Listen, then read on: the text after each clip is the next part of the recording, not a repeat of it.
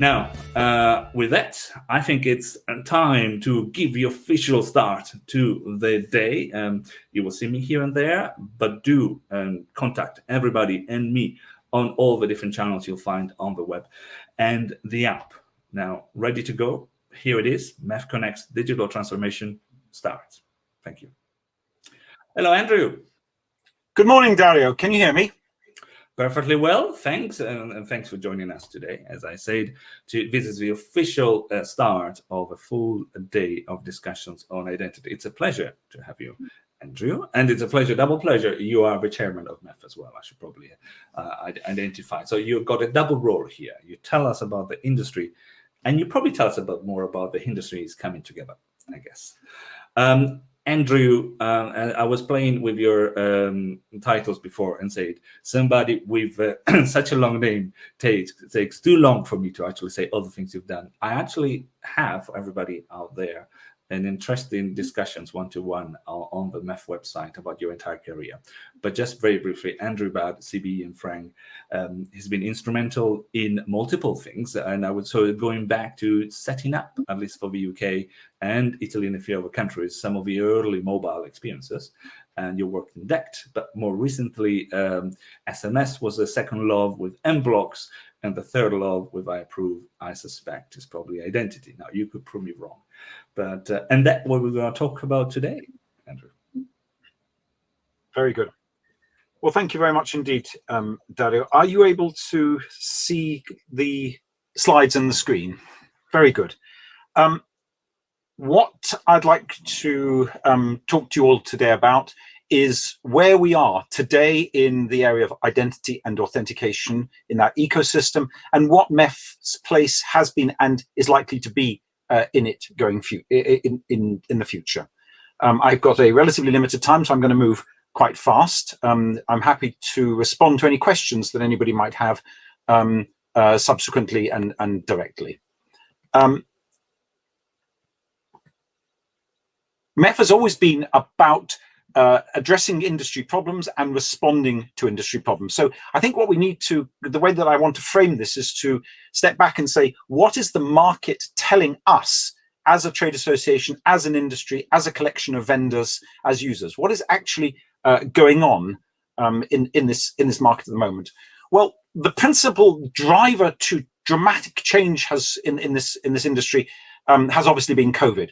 The transformation of many in-person or other more fluid transactions into a ruthlessly online and remote environment has turbocharged the absolute requirement across the entire global economy to enable people, human beings, people, to build trusted relationships remotely in and across the online ecosystem, and especially across the mobile ecosystem. And these words are important. These words have become very important. People and trust and online. And what has been, they may sound obvious, but what is this implied? Well, the principal lesson is that what used to be good is not good enough.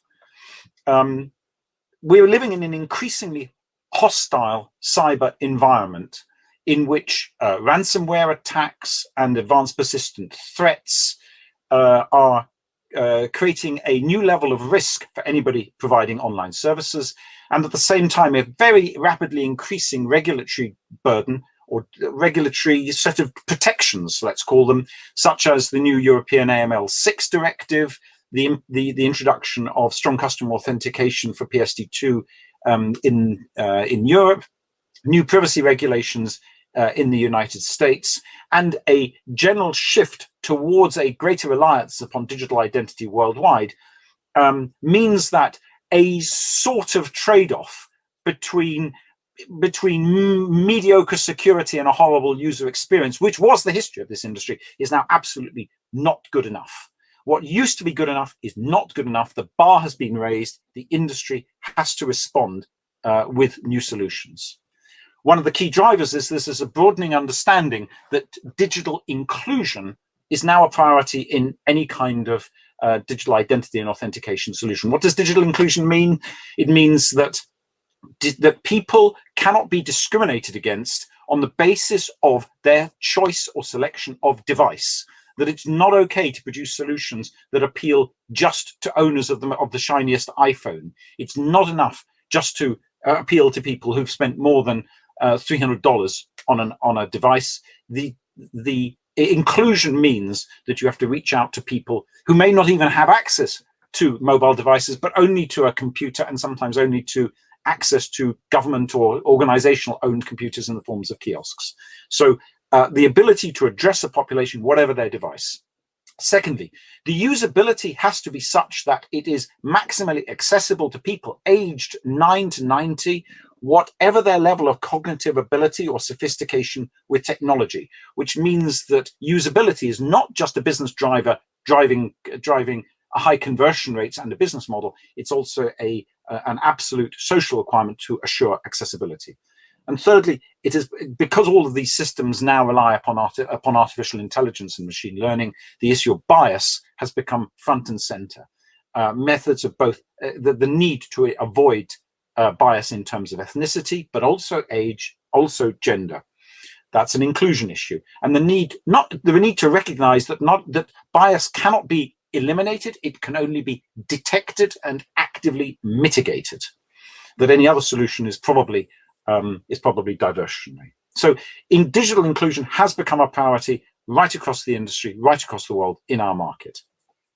The threat landscape has obviously become much more intense, and those threats which have to be addressed by solutions for digital identity and authentication really focus upon three areas. Firstly, upon devices.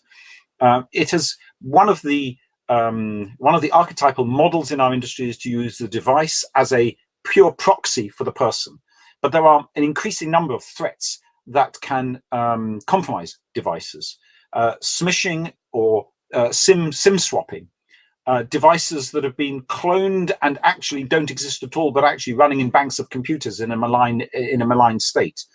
Devices that have been compromised by malware and Trojans and rogue apps. This is a problem that we've been facing in our industry for 10 or 15 years.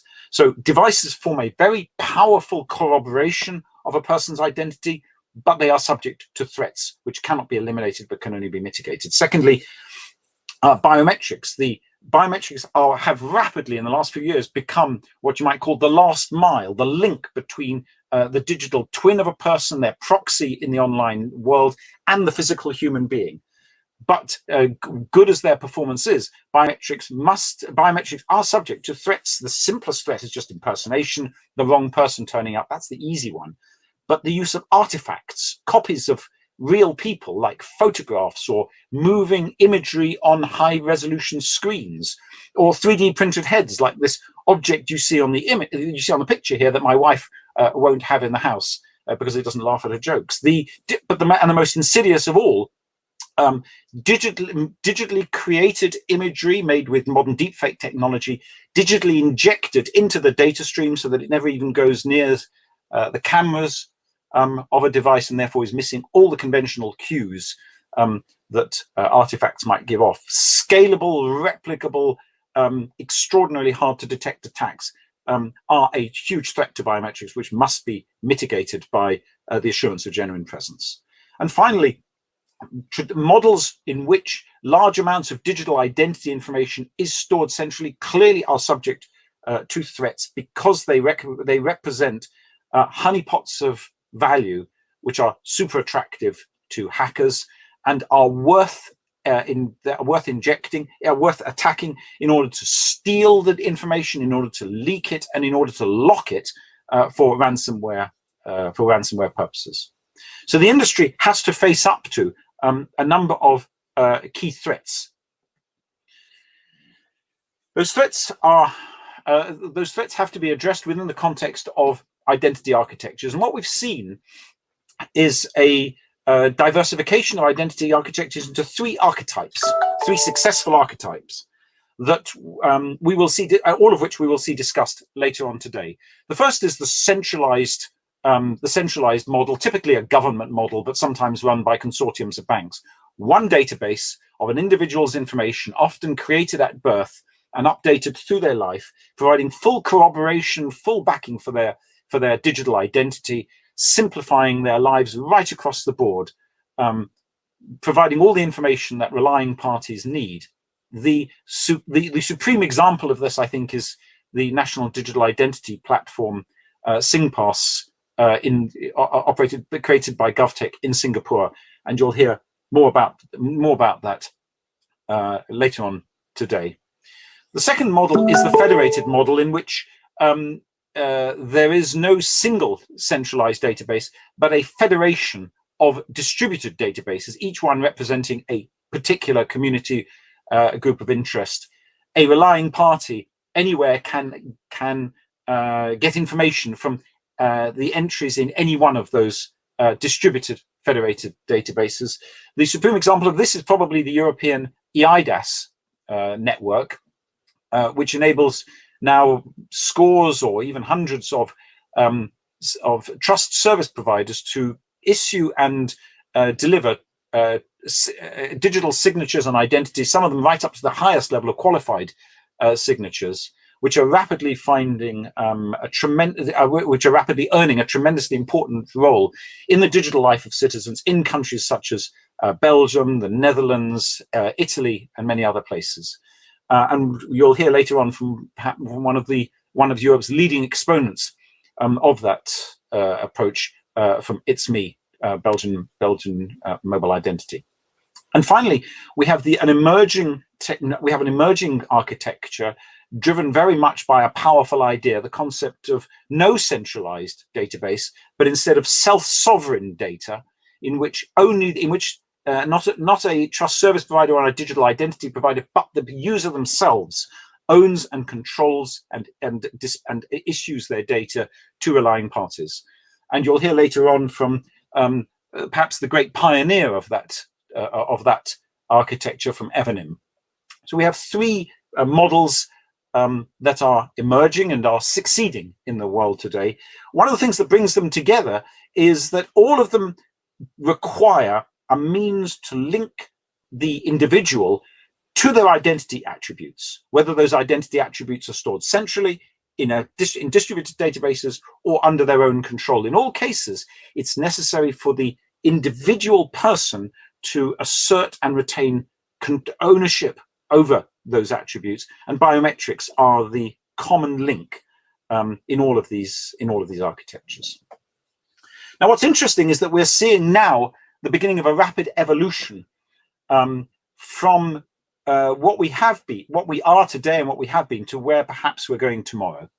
So the MEF has been in the vanguard of promoting and explaining the concept of the personal data store as a means of collecting, securing, and controlling all of the personal data, the data exhaust, and the data attributes that people have about themselves as they go about their lives, which is not necessarily related to identity, but may relate to their health records, to their energy consumption records, to their travel records, all of that personal data, which has traditionally been hoovered up by the very large providers of digital content infrastructure. The concept that the personal data store can instead be provide privacy and control. That's been a powerful idea that MEF has sponsored, and you'll hear more about that later on in MEF Connects.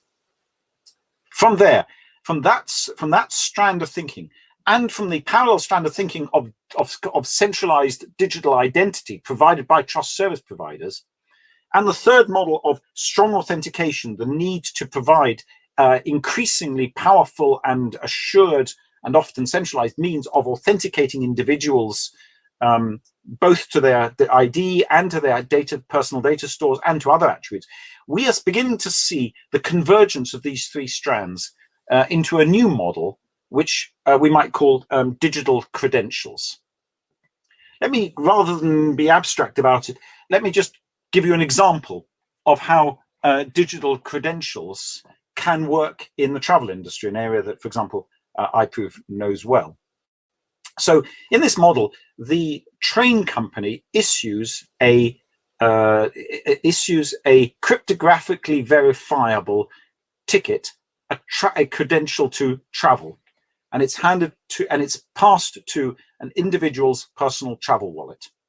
The individual also obtains from the government public health authority a COVID status credential, signed and verifiable by the public health authority. That goes into their personal travel wallet. The information from their passport is uploaded to their personal travel wallet, verifiably, cryptographically signed by the issuing authority, verifiable. And finally, and we'll talk about this model in a second, a biometric authentication takes place, and the biometric authentication is signed and cryptographically verifiable and uploaded to their personal travel wallet. So now the user's personal travel wallet contains a number of time-stamped, authenticated credentials, all of which add up to permission to travel credentials, which in this case the railway operator, for example, and iProov works with Eurostar, Britain's international rail operator, can check in one single operation. It's possible in this model also for that sharing process even to be done using a so-called zero knowledge proof, which actually ensures that the railway operator gets the assurance they need that this information exists and is valid without actually ever seeing it, which is hugely, obviously, privacy protecting. There's a whole world of thinking underlying the world of verifiable credentials, and you'll hear about it later on. I wanted just to illustrate how it would work in a business environment, which is what the MEF audience is always most interested in. What are the challenges of moving from digital identity, from personal data stores, from standard strong authentication to verifiable credentials? Well, there's firstly a question of standards, and interestingly enough, the standards for verifiable credentials have been developed to a very high level of completeness over the last 5 years, primarily within the W3C consortium. But we're seeing now an absolute burst of activity in a number of environments, like, for example, the Good Health Pass Collaborative, to apply these to COVID status credentials worldwide. How authentication fits into this model has been standardized, but is rapidly evolving. So there are some interesting options there rather than problems. The question of testing and certification is a challenge.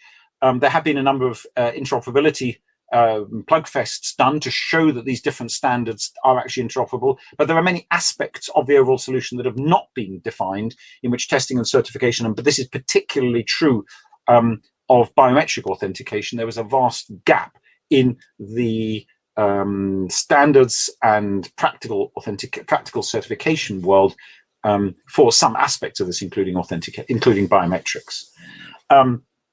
There are huge questions outstanding relating to regulation. So, for example, to what extent, how does liability flow in a model like this? What is the trust framework in a verifiable credential-based world?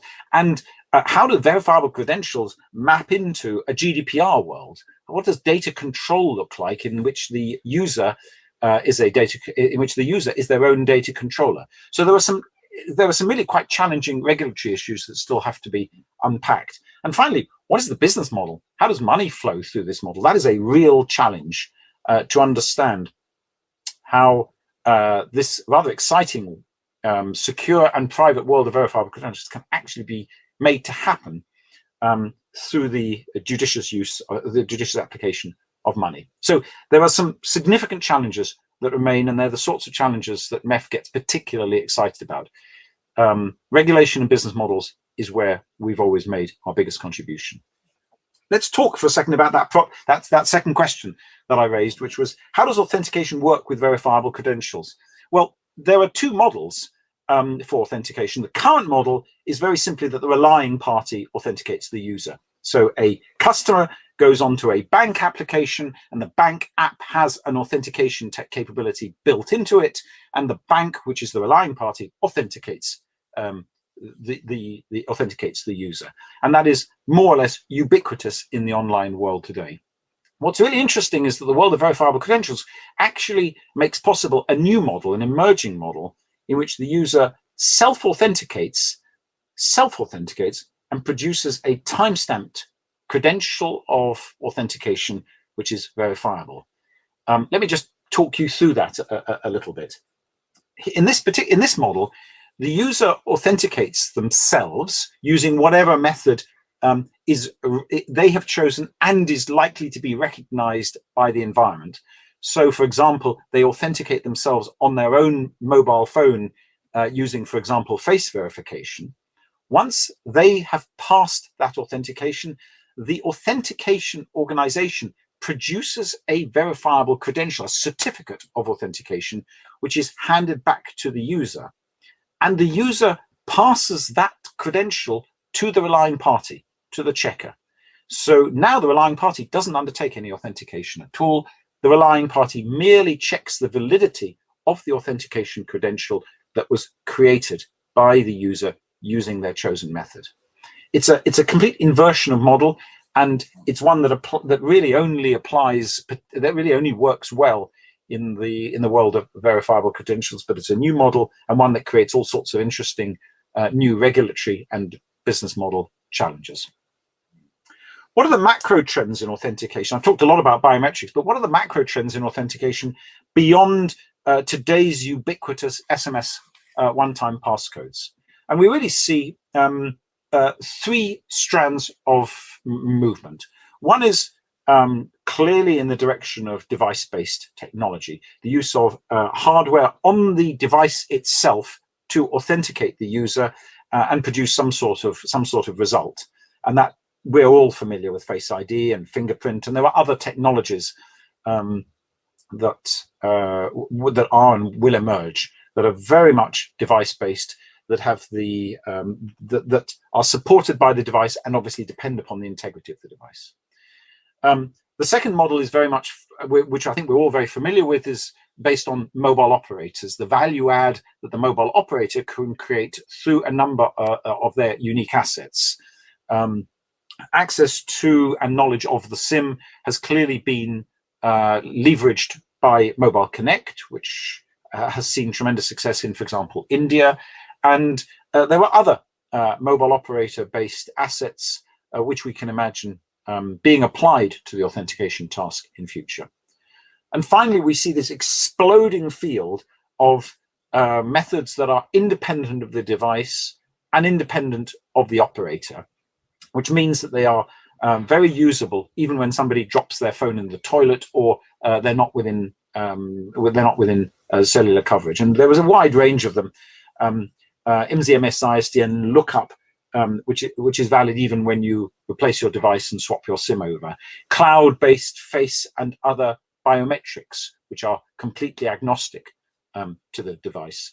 PKI certificates and other forms of identification, which can be lodged into a variety of devices and used to provide low impact, distributable methods of authentication that are independent of the device and independent of the operator. And I think what we're going to see is in macro trends, we're going to see tremendous progress in all three of these areas. No one of them will dominate, but we clearly, device and operator independent, have tremendous resources applied to them, and we will see great progress there. I think the hammer blows of cyber attack impacts upon governments, public organizations, private companies, and individuals worldwide, many of which have been caused by weak access control and flimsy authentication, have driven home the message that multi-factor authentication becomes a survival imperative for absolutely every organization that has any sense of responsibility towards its users and towards the society of which it's a part. And multi-factor authentication normally means, today means something you know and or something you possess and or something that you are. And what we're seeing is a focusing trend now upon using possession of the device in a secure and user-friendly way, plus verify the person through some sort of biometrics, typically in a device-independent manner. We clearly also are seeing lots of corroborative information which strengthens multi-factor authentication beyond two-factor to include background information such as the device history and reputation, device-independent methods of location testing, and so on. But we do see the core of this being towards authentication based on verifying device or possession of the device and verifying the person. And there are tremendous opportunities within our industry to develop ways that raise the bar, are more secure and more usable than they've ever been before. So I think we're seeing that the future of the authentication, of the identity and authentication ecosystem is now at a pivot point, driven by these hammer blows of cyber attacks, increasing regulation, and the transformational effect that COVID has had upon uptake of these technologies. We're seeing the convergence of a number of different threads towards a new extra model for identity and authentication based upon verifiable credentials. It won't eliminate other methods; it'll add to it. We're seeing, therefore, the merging of personal data, digital identity, and authentication into a single ecosystem, which is presenting tremendous challenges in regulation, business models, coordination along the value chain, all of which have been the traditional area in which MEF has uniquely served to drive the ecosystem forward, to help coordinate all the players along the value chain to produce more revenue, better services, more profitably, more quickly, worldwide. And I think that is the opportunity that MEF has today. And as iProov, we will be delighted to play our part in contributing to it. Thank you very much.